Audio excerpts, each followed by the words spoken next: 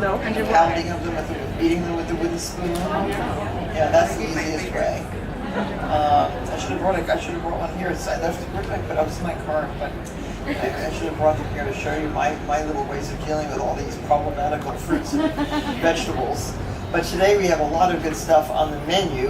We thought we would talk about something that I never in my wildest dreams would have thought that I would be talking about, and that's slow cooking. Here's our new book. This is our 88th book. No, 88th, because the 89th is just coming out, Newlyweds. And then the 90th book is my Martha's Flowers book, which is coming out this February. But this is slow cooker, and in slow cooking, I didn't even own a slow cooker. My mother had a crock pot, which she bequeathed to me, of course. I get all the stuff, and I had never really bothered even learning how to crock pot cook. So when we started to think about slow cooking, we had no preconceptions whatsoever. So we thought we could do pretty much anything in a slow cooker that you could do elsewhere. So we started making things like shawanmushi, custards, creme brulees, and they work beautifully in the slow cooker. Wow. And so if you really do leave your house early in the morning like I do, you could actually get something into a slow cooker. 8 hours later, it's done nicely on slow, and you can really have a meal when you get home. And if you have two, a small one for dessert and a larger one for the main course, you could do a whole meal really with a salad. It's very delicious. So today we thought we'd show you a couple ways to cook. One is to poach. You can actually poach salmon very nicely. It only takes 4 hours. If you do it on top of the stove, if you do it on top of the stove, it might take you 10 minutes. But this is such a nice, easy way to do something, and it's ready for you. You don't even have to spend that 10 minutes. And then we're going to also make a ribollito, which is a delicious Tuscan soup, and a blueberry cornmeal cake, which is really delicious too, with a streusel topping. And I have helping me today Thomas Joseph, who many of you might know from our magazine, and you might also know him from Kitchen Conundrums, a short video series that he's been doing for Martha Stewart Living online actually. And we love your Kitchen Conundrums. Yeah. And it's pretty much anything is a conundrum if you don't know anything, right? And he's solving all the problems that we don't know anything about.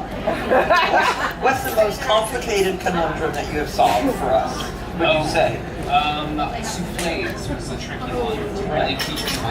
It's simple once you know the basic technique and the fact that you need two components, a base and egg whites, right? And then you can make any flavor souffle out there, right? Savory or sweet.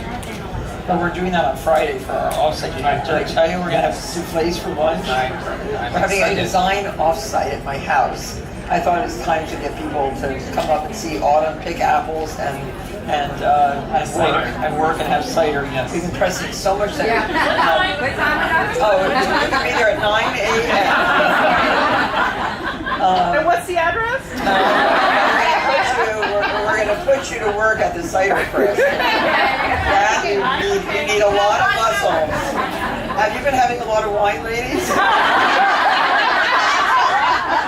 I'm so sorry that you guys have to stand in the sun. There's more shade like over here if you're really sun intolerant, which I'm totally intolerant.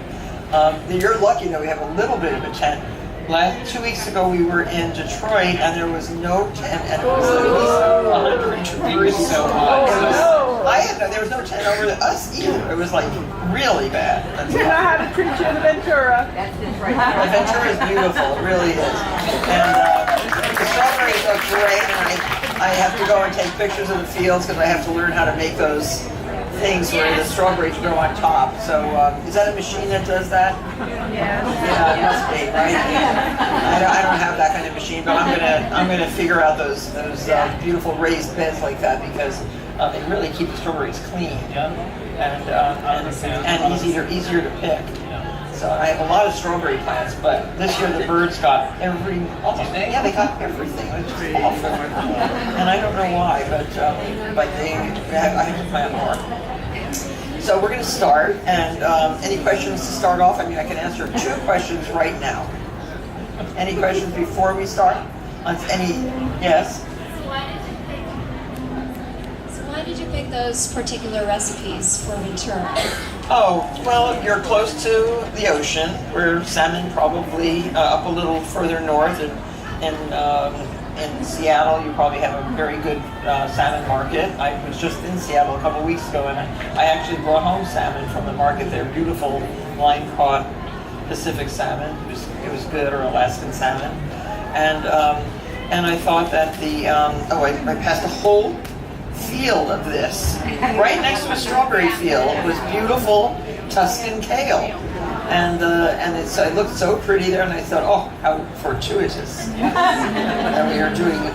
It's even blacker than this. It was a really dark purple. This is not as dark as the one in the field. But I didn't dare pick some. But you get shot if they find you. It's 5.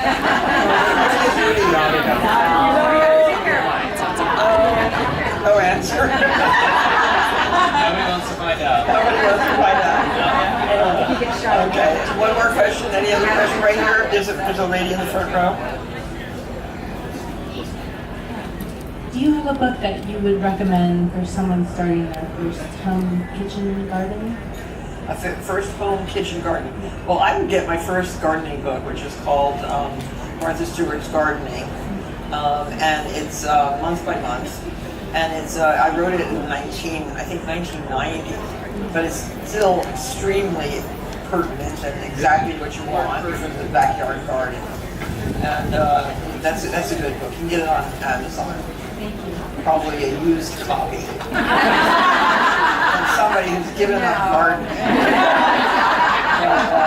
I have a very, very large garden in Bedford, and yesterday we picked, I don't know how much corn. It's late season corn, so it's a little mature, but it makes the best succotash and the best soup. And I shucked all the ears and took them all to my daughter in New York, so she could be making anything out of corn this week. And no, the red corn's not ready yet. Oh, and Mr. Algieri, who is the chief gardener at Stone Barns, Blue Hill at Stone Barns, not far from me. He works for chef at Stone Barns is Dan Barber. He works for Dan Barber, the great chef. And Nick has the most beautiful corn. He found it in Italy. It's long ears, about this long, dark, yellowy red, and it only has 8.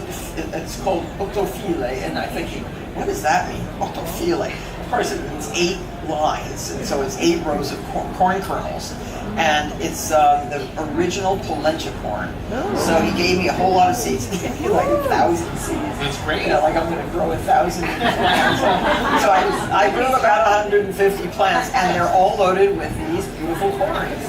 So I'm going to have my own polenta corns. When do you think that'll be ready? Maybe another week or so.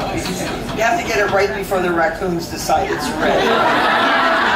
So far I've been lucky this year. And the raccoons they've gotten maybe the tips of a couple ears, but that's all. Yeah, maybe there are no raccoons this year. Maybe the coyotes, right? I have coyotes, and I have chow dogs and French bulldogs who are also very vicious.